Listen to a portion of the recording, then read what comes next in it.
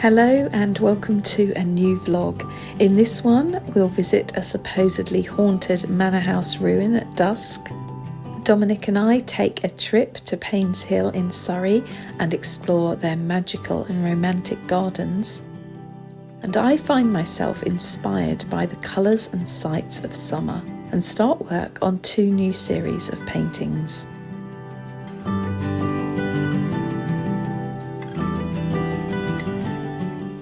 But first, the summer began with a trip to Paynes Hill in Surrey to celebrate my birthday. We took a delicious picnic with us and ate it by the lake, and then spent the rest of the afternoon walking around the grounds.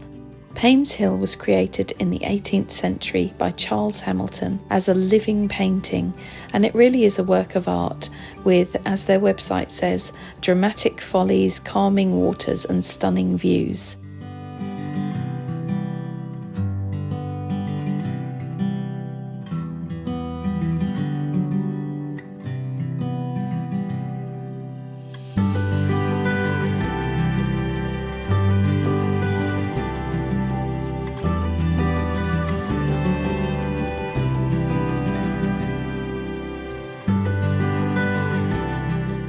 We loved our visit and we're already planning to go back again in the autumn, when the landscape will look quite different with all the beautiful shades of orange, red and yellow.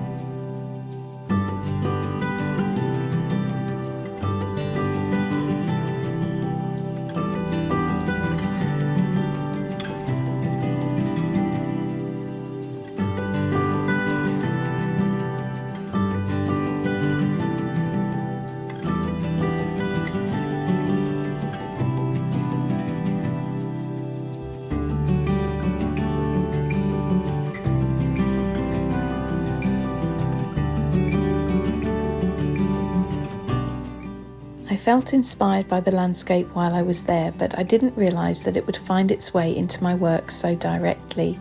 Nearly 2 months later, I started work on a new series called The Garden, and you'll see just the beginning stages of it here.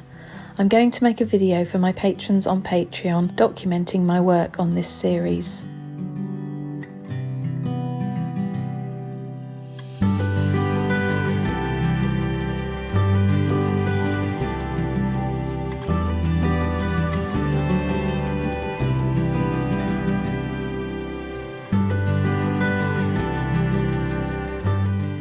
Speaking of Patreon, in July I had a look at my soft pastel collection again.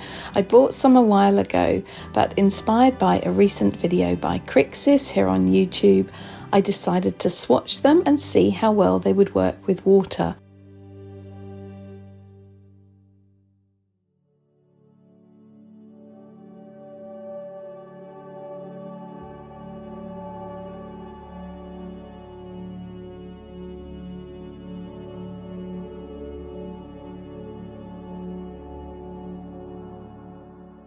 I've also been spending some time recently working in one of my small Etcher watercolour sketchbooks. This is a cold press sketchbook and I really like the paper. I'm enjoying working on it more and more. So I thought I'd sit down and just film this short painting session for you. I was just working on a small watercolour bird and I thought it would be fun to film and to try out my new tripod. You may notice that I'm filming from an angle rather than directly overhead. I really like this because I felt like it gives a little more interest. You can see the desk more and you get more of a feeling, I think, of looking over my shoulder while I work. Let me know what you think about this, but I'm enjoying filming in this way.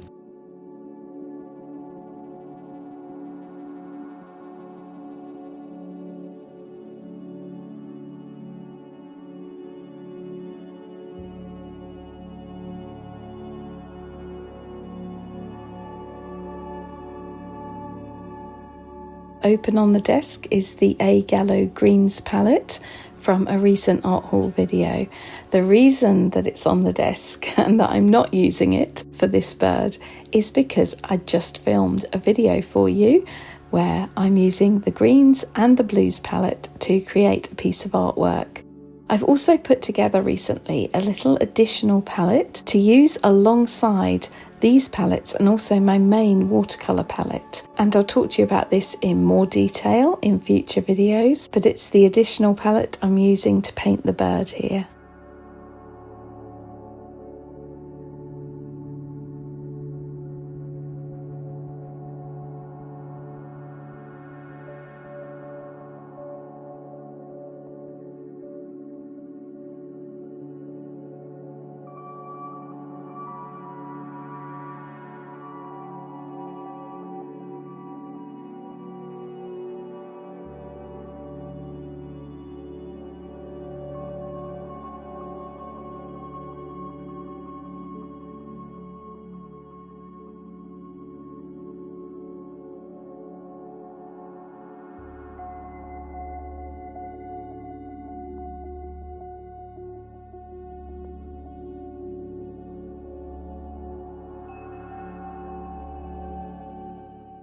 I wanted to paint something simple that day because I'm trying to master just working in watercolour.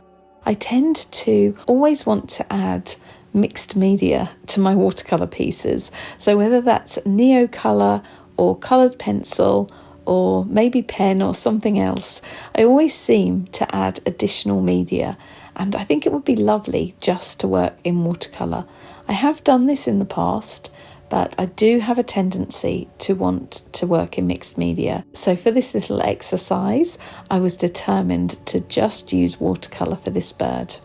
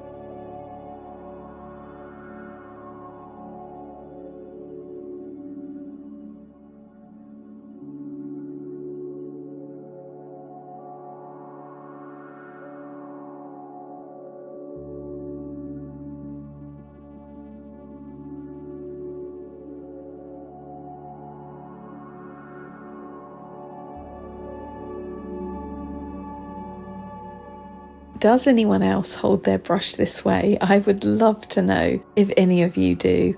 I've noticed that since I've been watching YouTube videos of other artists, that I hold my brush or a pen or a pencil, I rest it on a different finger to most people. Now, this is the way I've always worked, but you can really notice it from this angle. You don't notice it so much when I have an overhead shot. I don't know what to say about this, just that I've always worked this way. I feel like it gives me more control over the brush or pen, but I don't really have much to compare it to because I've always worked this way. I do try sometimes to rest it on another finger and it just feels so alien to me. So this is the way I work, even though it looks a little bit weird.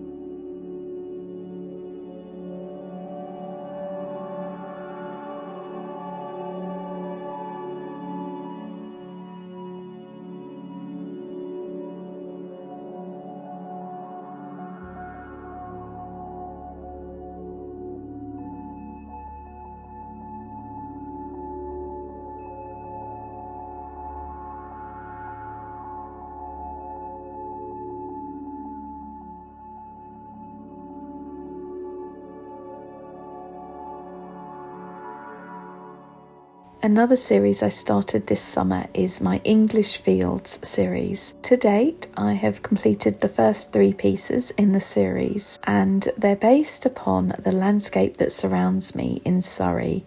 So the gorgeous hills, the colours I see in the trees and bushes and fields. I'm working with a slightly different colour palette for these, and I'm really enjoying working on this series.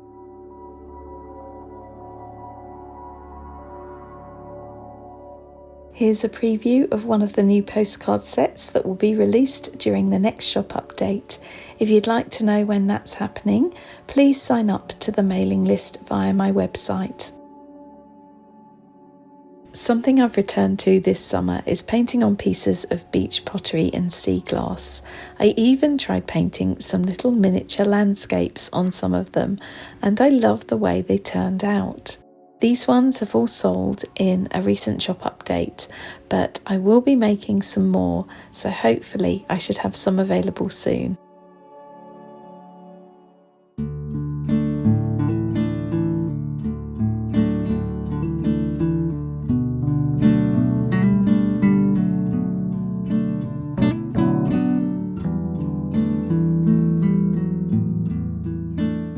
This summer has been incredibly hot, and we find ourselves often going out for walks in the evening rather than during the day. We decided to visit Betchworth Castle at dusk one evening in July.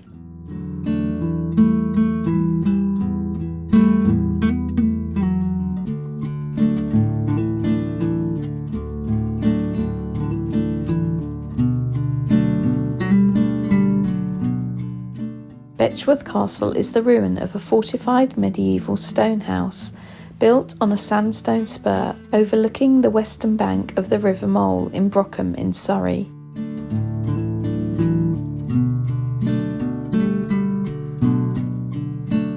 The building has seen many alterations over the centuries, from an earthwork fortress in the 11th century to a stone castle in 1379, and it was rebuilt as a fortified house in 1448. Further alterations were made in the 18th century, but by the 19th century people saw little practical use for castles, and when a new, larger house was built in the grounds, Betchworth Castle was abandoned in the 1830s. Part of it was demolished and the building material was used elsewhere. The remainder fell into ruin and became treated as a folly.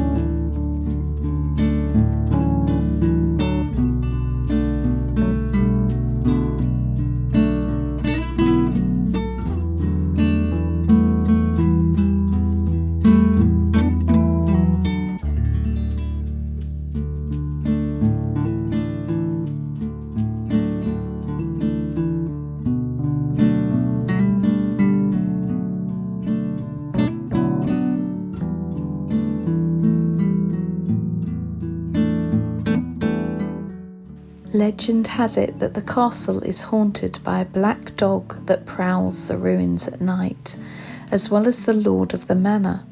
Apparently, Lord Hope chased and killed either an intruder or a prisoner, stories differ, running him through with his sword, only to find that he had in fact killed his own son. He is said to haunt the ruin today, full of remorse for his tragic mistake.